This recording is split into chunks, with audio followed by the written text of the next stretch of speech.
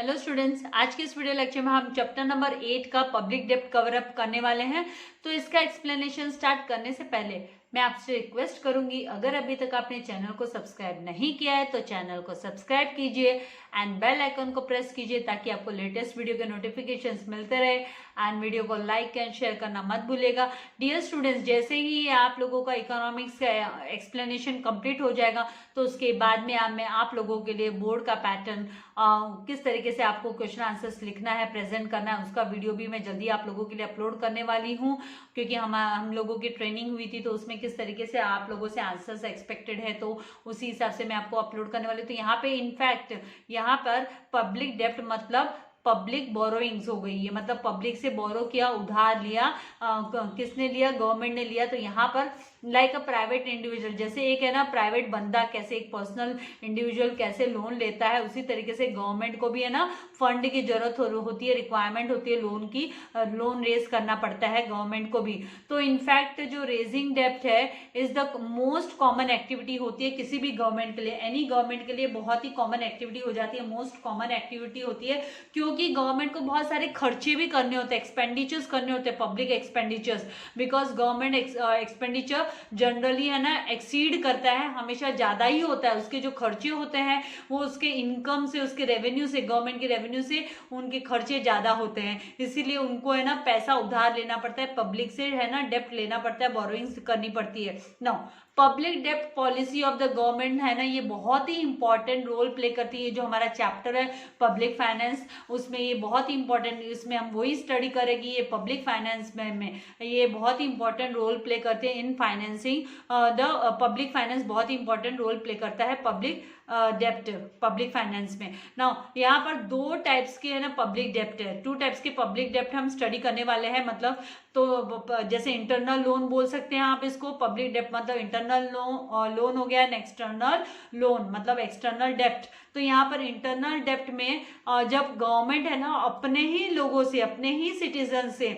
जैसे हम इंडिया में रिसाइड करें तो इंडियन सिटीजन से जो बोरोविंग करती है, या इंडियन के बैंक से या सेंट्रल बैंक से या फाइनेंशियल इंस्टीट्यूशन से या बिजनेस हाउसेस से जब वो बोरोइंग करते हैं कंट्री के अंदर, विद इन द कंट्री, जैसे इंटरनल ट्रेड कैसे होता है तो उसी तरीके से इंटरनल डेब्ट होता है विद इन द कंट्री। जो भी बोरोइंग करती है गवर्नमेंट तो उसे ना इंटरनल डेब्ट बोला जाता है। नाउ एक्सटर्नल डेब्ट किसे बोलेंगे? तो जब भी गवर्नमेंट, किसी भी कंट्री की गवर्नमेंट वे ना गवर्नमेंट बोरो करते हैं, डेब्ट मतलब लोन लेते हैं फॉरेन गवर्नमेंट से, फॉरेन कंट्री की गवर्नमेंट से, फॉरेन बैंक से लोन लेते हैं, या इंस्टीट्यूशन से, फॉरेन इंस्टीट्यूशन से, या इंटरनेशनल ऑर्गेनाइजेशंस में IMF मतलब international monetary fund and world bank से जो उधार पैसा लेते हैं, लोन लेते हैं, तो that is known as external डेब्ट, उसको हम एक्सटर्नल डेब्ट बोलते हैं। नाउ नेक्स्ट यहाँ पर जो टेबल दिया हुआ है, डिफरेंस को लेकर टेबल दिया हुआ है, टेबल नंबर 8.1, ये शो करता है डिफरेंस बिटवीन द इंटरनल डेब्ट एंड एक्सटर्नल डेब्ट। इसका मतलब इट इज रेज्ड, आप इस तरीके से स्टेटमेंट फ्रेम कर सकते हो, डिफिकल्ट नहीं है। It is raised with in the economy के अंदर, एंड एक्सटर्नल डेब्ट जो है वो it is raised outside the economy से बाहर, मतलब किसी भी कंट्री के बाउंड्री से बाहर, इंटरनेशनल लेवल पे ये होता है एक्सटर्नल डेब्ट। नाउ ये जो है इंटरनल डेब्ट, ये वॉलंटरी एंड कंपल्सरी है इन नेचर होता है, एंड ये जो एक्सटर्नल डेब्ट है वो वॉलंटरी इन नेचर होता है, मतलब अपनी स्व इच्छा से, अगर है ना हम कई फोर्स नहीं कर सकते हैं, यहाँ पे है ना वॉलेंटरीली अगर तैयार होगी फॉरेन कंपनीज, फॉरेन गवर्नमेंट, तो ही ये है ना एक्सटर्नल डेब्ट रिसीव होता है। लेकिन जो इंटरनल डेब्ट है या तो वॉलेंटरीली स्व इच्छा से हो सकता है, या फिर है ना गवर्नमेंट फोर्स भी कर सकते हैं, कंपल्शन भी डाल सकते हैं पब्लिक पर, कंट्री की। नाउ ये जो इंटरनल डेब्ट है इसमें है ना डोमेस्टिक करेंसी यूज होती है। इंटरनल डेब्ट में जो करेंसी यूज होती है, domestic currency is used in internal डेब्ट, एंड एक्सटर्नल डेब्ट में ना फॉरेन करेंसी यूज में आती है, तो foreign currency is used in external डेब्ट। नाउ ये जो इंटरनल डेब्ट होता है तो ऑब्वियसली ये विद इन द कंट्री है, तो ये लेस कॉम्प्लेक्स होगा कंपैरेटिव टू द एक्सटर्नल डेब्ट, तो लेस कॉम्प्लेक्स फॉर मैनेजमेंट, इसको मैनेज करना आसान होता है, लेस कॉम्प्लेक्स होता है, और वेयर एज जो एक्सटर्नल डेब्ट है ये मोर कॉम्प्लेक्स होता है फॉर मैनेजिंग, इसको मैनेज करना ज्यादा डिफिकल्ट होता है। नाउ आगे यहाँ पर हमें दिया गया है कि भाई फिजिकल पॉलिसी किसे कहते हैं, फिजिकल पॉलिसी के बारे में कि भाई आप है ना फिजिकल पॉलिसी क्या होती है। तो physical policy is the main, ये main sorry is the means, ये मीन्स है। देखो यहाँ पर हमने इंटरनल डेप्ट को यहाँ पे पब्लिक डेप्ट को स्टडी किया। अब आगे हम आ रहे हैं कि ये फिजिकल पॉलिसी पे आ रहे हैं। तो फिजिकल पॉलिसी मतलब क्या है, तो ये भी पब्लिक फाइनेंस का ही पार्ट है। तो फिजिकल पॉलिसी का मतलब होता है कि बाय विच गवर्नमेंट एडजस्ट करती है उनके जो स्पेंडिंग लेवल्स है, उनके जो खर्चे हैं, टैक्स रेट्स है, वो मॉनिटर करती है, उसको समझती है एंड नेशन की इकोनॉमी के हिसाब से वो इन्फ्लुएंस होता है, उसका इम्पैक्ट होता है। तो ये जो डील करता है फिजिकल पॉलिसी, ये डील करता है पब्लिक एक्सपेंडिचर्स के साथ, पब्लिक रेवेन्यू के साथ एज वेल एज पब्लिक डेप्ट के साथ ये डील करता है। एंड अगर हम इन शॉर्ट हम बात करें तो it is the financial policy. ये है ना फाइनेंशियल पॉलिसी है जो कि इंप्लीमेंट की जाती है गवर्नमेंट के द्वारा, गवर्नमेंट इसे इंप्लीमेंट करती है फिजिकल पॉलिसी को।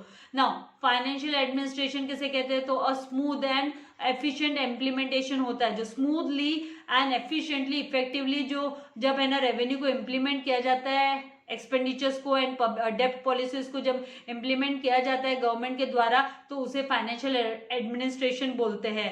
तो smooth and efficient implementation of revenue, expenditure and डेप्ट, तीनों की तीनों पॉलिसीज जब गवर्नमेंट इन्हें स्मूथली इफेक्टिवली इम्प्लीमेंट कर देती है तो उसको है ना फाइनेंशियल एडमिनिस्ट्रेशन कहा जाता है।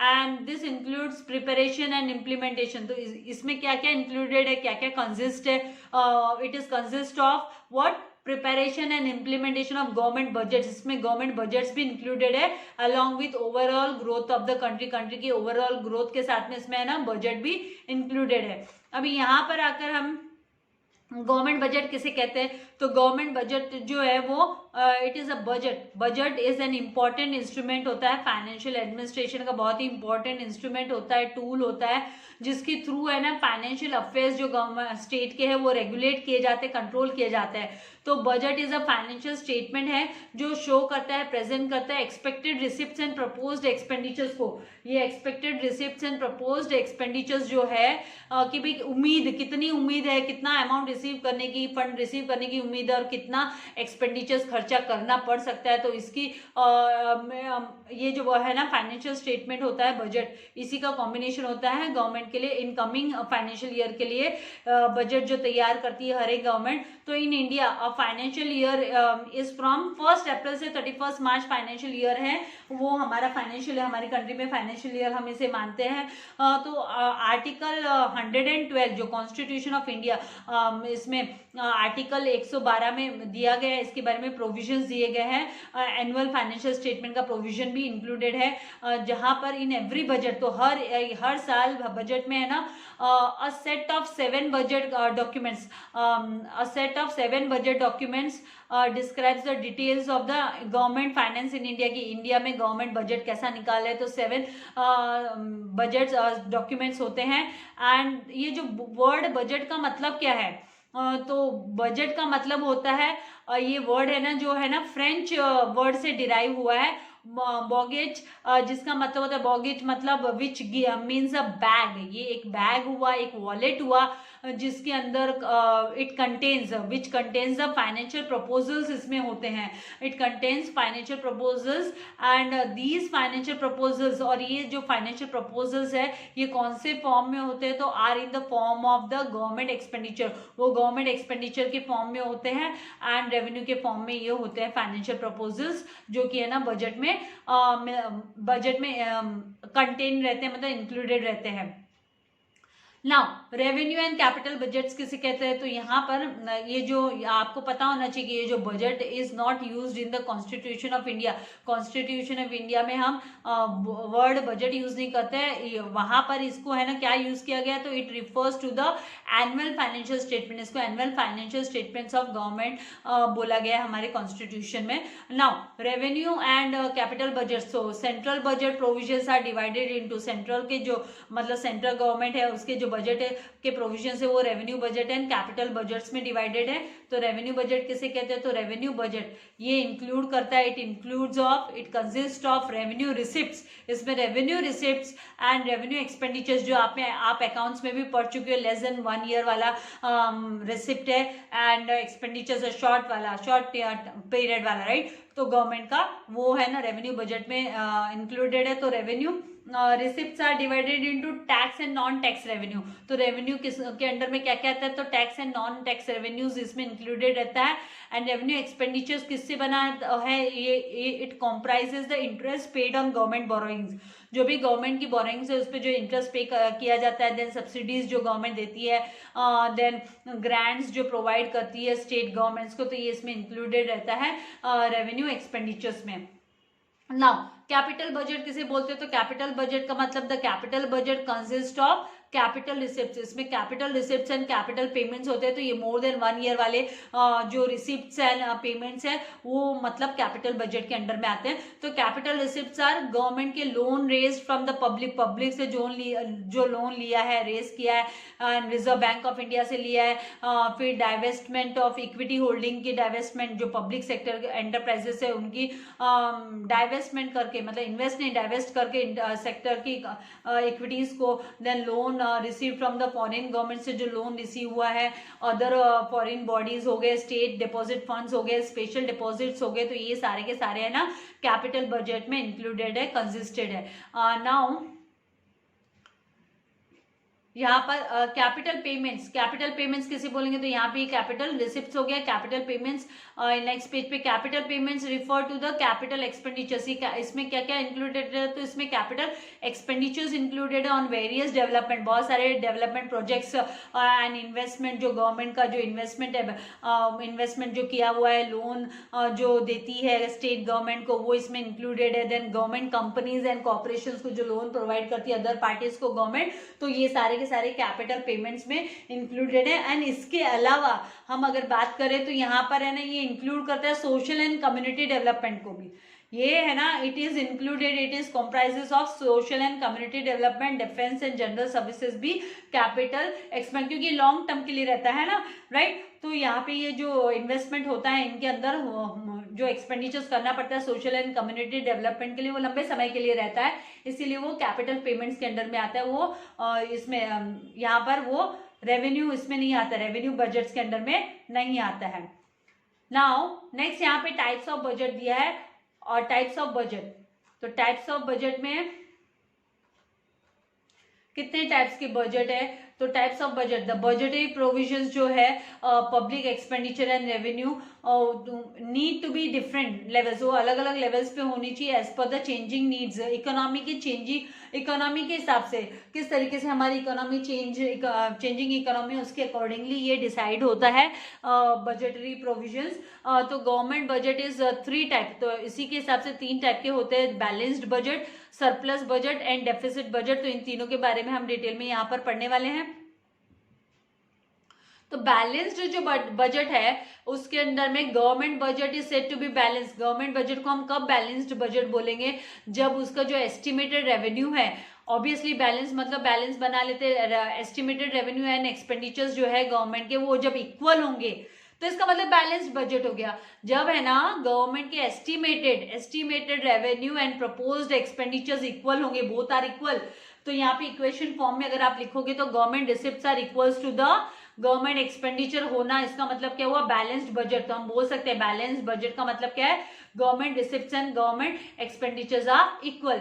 Now the concept of balanced budget, ये कहाँ से आया ये बैलेंस बजट का कॉन्सेप्ट? तो ये है ना क्लासिकल इकोनॉमिस्ट जो एडम स्मिथ है उन्होंने ये प्रपोज किया था ये कॉन्सेप्ट बैलेंस्ड बजट का, and it was considered as a neutral. ये न्यूट्रल है, हर एक ये किसी भी इकोनॉमी में फिट हो जाता है, ऐसा नहीं है रिच डेवलप्ड इकोनॉमी के लिए है या डेवलपिंग इकोनॉमी के लिए, in its effect on the working of the economy and hence they regarded it as the best. तो उनके हिसाब से, एडम स्मिथ के हिसाब से ये जो बैलेंस्ड बजट है वो बेस्ट बजट प्रोविजन है गवर्नमेंट के लिए। नाउ लेकिन जो मॉडर्न इकोनॉमिस्ट है उनका क्या कहना है, वो क्या बिलीव करते हैं कि जो पॉलिसी ऑफ बैलेंस बजट है may not always be suitable, वो हमेशा सुटेबल नहीं होगी किसी इकोनॉमी के लिए। तो modern governments are welfare entities, वो वेलफेयर के बारे में सोचिए, पब्लिक वेलफेयर के लिए, तो उनको एक्सपेंडिचर्स ज्यादा करने होते हैं, तो एक्सपेंडिचर्स विल बी मोर, इसका मतलब एक्सपेंडिचर्स ज्यादा होंगे rather than the receipts, hence they can not keep there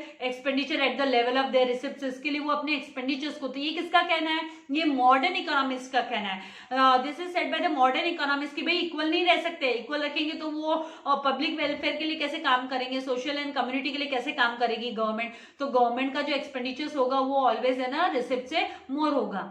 next यहाँ पर है सरप्लस बजट किसे बोलेंगे, तो government budget is said to be surplus, कब ये सरप्लस होगा, व्हेन एस्टिमेटेड जो गवर्नमेंट के रिसिप्ट्स है वो ज्यादा होंगे, मोर होंगे than the government expenditure, government के एक्सपेंडिचर से भी ज्यादा होंगे।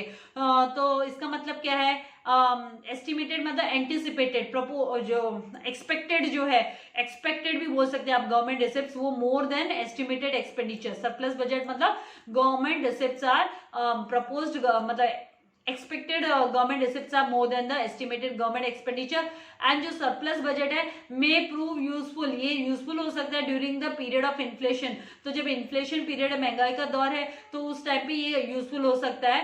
तो in the period, तो यहाँ पे इन द पीरियड ऑफ इन्फ्लेशन, तो इन्फ्लेशन के समय पर देयर इज क्या होता है कि जो प्राइसेस है, चीजों के भाव है वो बहुत बढ़ते हैं, टेंडेंसी है ये कि वो जनरली जो प्राइसेस है वो बहुत हाइक हो जाते हैं। तो this needs to be checked कि particularly in the interest of those who have more और लेस फिक्स्ड इनकम, जिनकी कम और ज्यादा फिक्स्ड इनकम होती है, तो उसके लिए ये जो है सरप्लस बजट इंपॉर्टेंट हो जाता है लेकर आना कि the rise in the prices can be checked by, तो हम उनको लोअरिंग द लेवल ऑफ जो डिमांड है, इफेक्टिव डिमांड है इकोनॉमी में, उसको लो डाउन किया जाता है, उसको कम किया जाता है। And this can be done by, तो ये कैसे किया जाएगा, तो this can be done by increasing taxes, तो टैक्स रेट इंक्रीज कर दिया जाएगा, टैक्स इंक्रीज कर दिया जाएगा।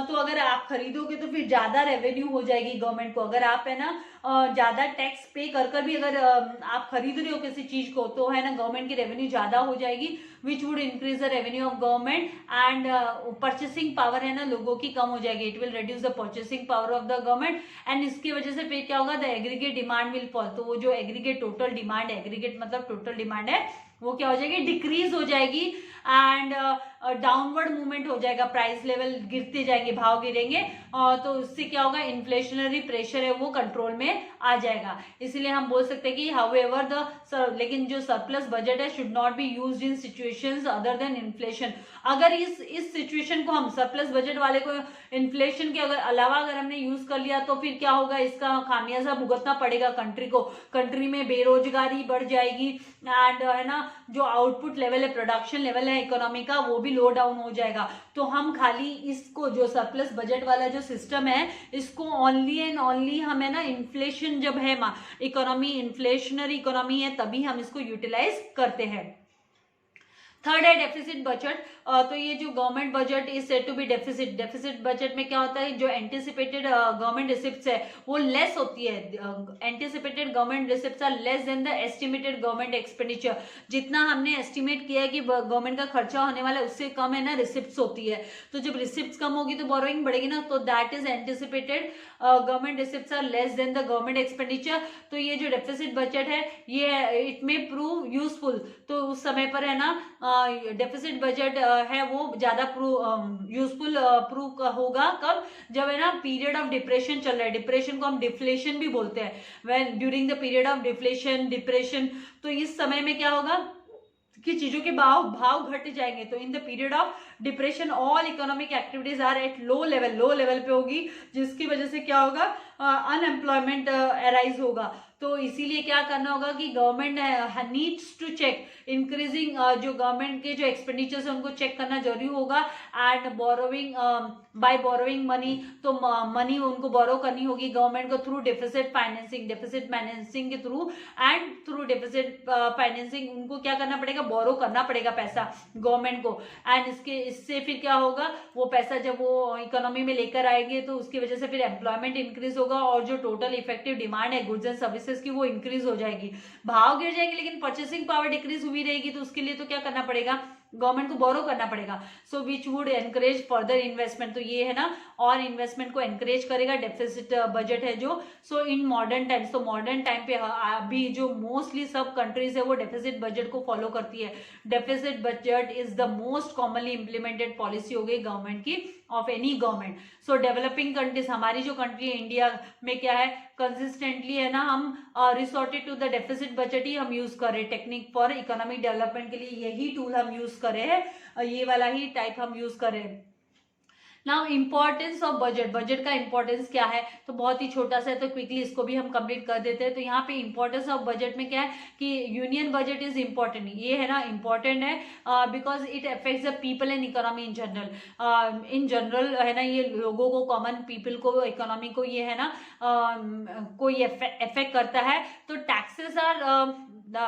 Taxes are the most interesting part है किसी भी बजट का। टैक्स रेवेन्यू हो गया, तो टैक्सेस डिसाइड करता है the fate of businesses and individuals की कैपेबिलिटीज को, एंड द लेवल ऑफ जो डिस्पोजेबल इनकम है टैक्स पेयर्स की, वो डिपेंड करती है टैक्स रेट्स पे जो प्रेजेंट की जाती है किसी भी बजट में। तो गवर्नमेंट एक्सपेंडिचर्स ऑन वेरियस जो हेड्स है, जैसे डिफेंस में खर्चा करना है गवर्नमेंट को, एडमिनिस्ट्रेशन, इंफ्रास्ट्रक्चर में, एजुकेशन में, हेल्थ में etcetera, that affects the life. उसका जो है ना असर किस पर होता है, तो वो कॉमन मैन, सिटीजन्स पे एंड ओवरऑल इकोनॉमी पे होता है।